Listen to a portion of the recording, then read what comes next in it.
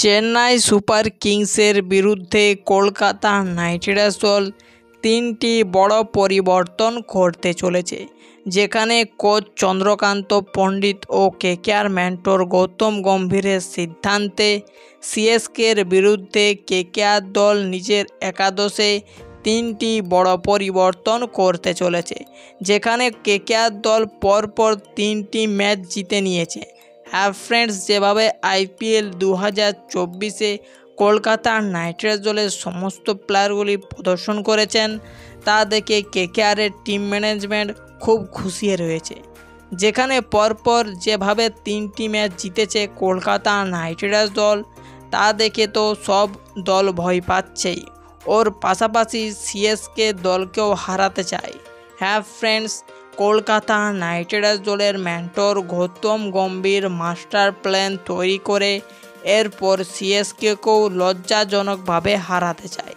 কিন্তু যদি Kolkata night Riders দল এই সিএসকে দলকে লজ্জাজনকভাবে হারাতে চায়, তাহলে নিজের একাদশে তিনটি বড় পরিবর্তন করতে হবে। যেখানে কলকাতা নাইট রাইডার্স দল তিনটি বড় পরিবর্তন করার কথা বললে আঙ্কিরিশ রঘুবংশীকে কেকেআর দল ওপেনিং পজিশনে খেলাতে যায়।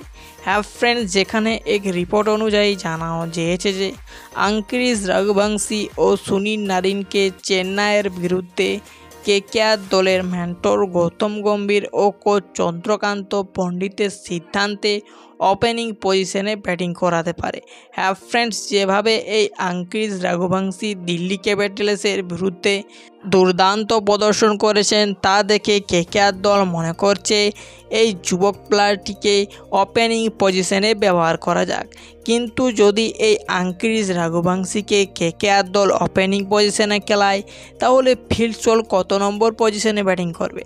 যেখানে যদি ফিল সল্ট ওপেনিং পজিশন থেকে বাদ পড়ে, তাহলে 3 নম্বর পজিশনে এই ফিল সল্টকে আমরা দেখতে পাবো। যেখানে আরেকটি বড় কথা বললে, এক রিপোর্ট অনুযায়ী জানানো গিয়েছে যে ফিল সল্টের পরিবর্তে রেহমান উল্লাহ গুরবাজকে খেলাতে পারে কেকেআর। হ্যাঁ ফ্রেন্ডস, চেন্নাই সুপার কিংসের বিরুদ্ধে রেহমান উল্লাহ গুরবাজকে কেকেআর দল নিজের একাদশে সামিল করতে পারে। যেখানে ফিল সল্ট দুর্দান্ত প্রদর্শন করেছেন 3টি ম্যাচে, কিন্তু তা সত্ত্বেও কলকাতা নাইট রাইডার্স দল এই ফিল সল্টকে বাদ দিয়ে তার পরিবর্তে এই রেহমান উল্লাহ গুরবাজকে নিজের একাদশে সামিল করতে পারে। কিন্তু আমার মত অনুযায়ী ফিল সল্টকে কলকাতা নাইট রাইডার্স দলের একাদশ থেকে বাদ দেওয়া যাবে না। হ্যাঁ ফ্রেন্ডস, যেভাবে তিনি প্রদর্শন করেছেন তা দেখে কেকেআর দল কিভাবে এই ফিল সল্টকে নিজের একাদশ থেকে বাদ দিবে। কিন্তু যদি কেকেআর দলের টিম ম্যানেজমেন্ট মনে করে যে ফিল সল্টকে বাদ দিয়ে রেহমান উল্লাহ গুরবাজকে 1 থেকে 2টি ম্যাচে মৌকা দেওয়া যাক, তাহলে এটা সম্ভব হতে পারে।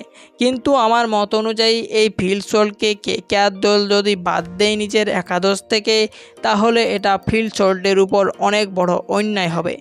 ওর পাশাপাশি লাস্ট যেই 3 নম্বর বড় পরিবর্তনটি করছে কেকেআর, সেটা থাকছে মিচেল স্টার্কের জায়গায় শ্রীলঙ্কার মারাত্মক ফাস্ট বোলার দুষ্মন্ত চামিরাকে নিজের একাদশে সামিল করছে। হ্যাঁ ফ্রেন্ডস, যেভাবে এই মিচেল স্টার্কের প্রদর্শন দেখলাম আমরা পরপর 3টি ম্যাচে, তা দেখে কলকাতা নাইট রাইডার্স দলের টিম ম্যানেজমেন্টের মাথা খারাপ। যেখানে তিনি দিল্লি ক্যাপিটালসের বিরুদ্ধে মোটামুটি ভালোই প্রদর্শন করেছেন, কিন্তু তার পরের 2টি ম্যাচে বল হাতে খুব খারাপ প্রদর্শন করেছেন।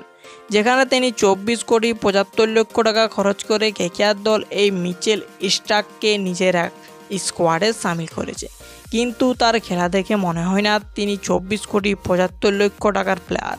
এবং আপনাদের কি মনে হয়, এই মিচেল স্টার্কের জায়গায় দুষ্মন্ত চামিরাকে খেলানো উচিত হবে কিনা, সেটা আপনারা কমেন্ট সেকশনে আপনাদের মতামতটি জানাতে পারেন।